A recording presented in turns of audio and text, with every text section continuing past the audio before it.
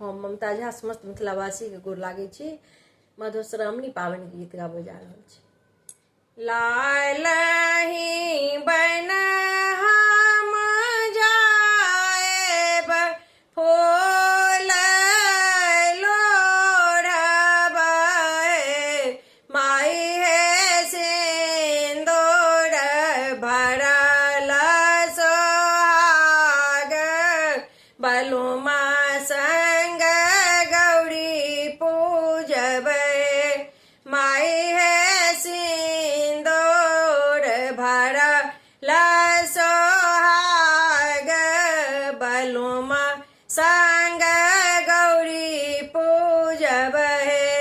पियर बन हम जाएब फूल लोढ़ी लाएब, पियर बन हम जाएब फूल लोढ़ी लाएब, माई हे सोनाही भरल सोहाग, बलुमा संग गौरी पूजबै, माई हे सोनाही भरल सोहाग, बलुमा संग गौरी पूजबै। हरियर बन हम जाएब फूल लोढ़ी लाएब, हरियर बन हम जाएब फूल लोढ़ी लाएब, माई हे बेला पत्र भरल सोहाग, बलुमा संग गौरी पूजबै, माई हे बेला पत्र भरल सोहाग, बलुमा संग गौरी पूजबै।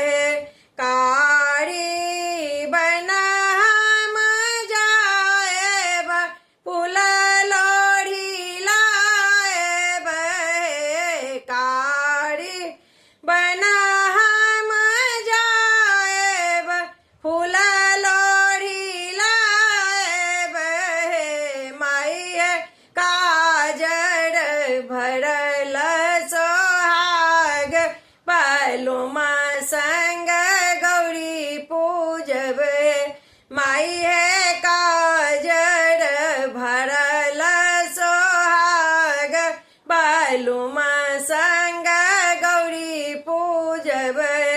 ओजर बन हम जाएब फूल लोढ़ी लाएब, ओजर बन हम जाएब फूल लोढ़ी लाएब, माई हे शंखही भरल सोहाग, बलुमा संग गौरी पूजबै, माई हे शंखही भरल सोहाग, बलुमा संग गौरी पूजबै।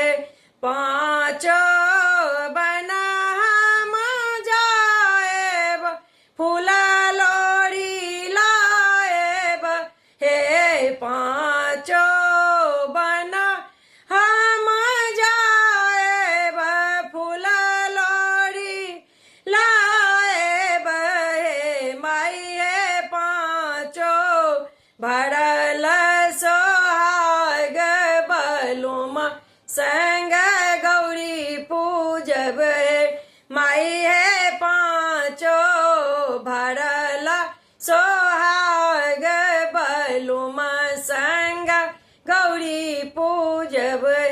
धन्यवाद।